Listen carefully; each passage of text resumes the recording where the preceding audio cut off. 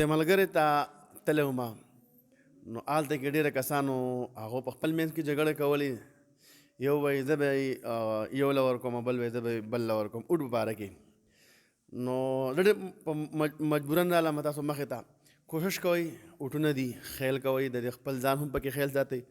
او د دې سره سره زما دا پیغام دی چې چاله اوټ ورکوئ ورکوئ، خو لیکن کنځلې مه کوئ بل ته، سپورې پکې یو بل ته مه وایئ، خپل رشتې پکې مه خرابوئ.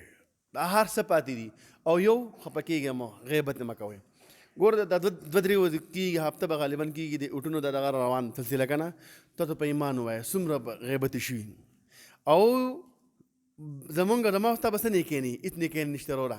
زما او ستا دغه نیکي مونځ اودس به زما او ستا هم غلط دي، صحیح به نه وي. د هغې د وجې نه ما ته په مفت کالذي کې خپله نیکي رالو هغو له یې ورکوو، دغې لیډران له ورکوو. خفه کېږئ مه، قیامت ورځ را روانه ده، قبر را یاد کړئ ځان ته، حشر را یاد کړئ. په مفت کالذي کې هغه په کورسو ناست دي او د هغې عملنامه چړاوېږي د ما او ستا په غیبت باندې. ما ورته په غیبت خبرې کوو، هغه داسې او هغه داسې که نه. نو د هغې د وجې نه الله بندګان زه دا وایم چې قبر ته ورځو بیا دلته کې زما او ستا نه تپوسونه کېږي، بیا به هلته څه کوم ورته. غیبت نه ځان لږ وساتئ، په هر ټیم کې غیبت مه کوئ، په دې سره الله خفه کېږي.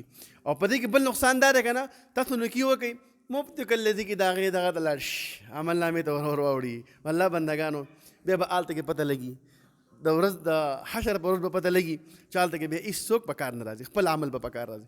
نو زما خو صرف دا پیغام اصلاحي.